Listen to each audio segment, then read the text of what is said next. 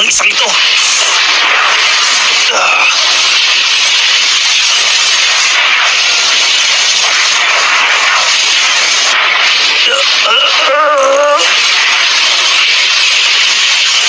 Ayaw niya pa rin sumuko. Kailangan kong ibigay ang lahat.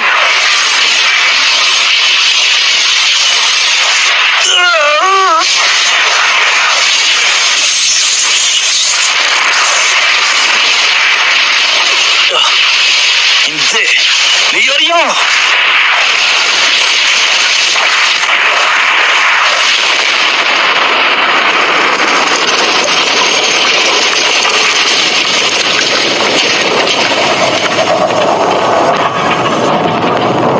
Parang may nag-iba sa kanya.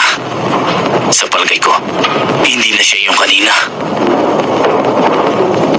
Wala na siya sa sarili at ang tanging naiisip lamang ay tapusin ang laban.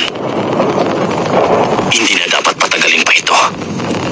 Kayang-kaya ko na siyang tapusin gamit ang kaliwang kamay ko. Kaya pasensya na.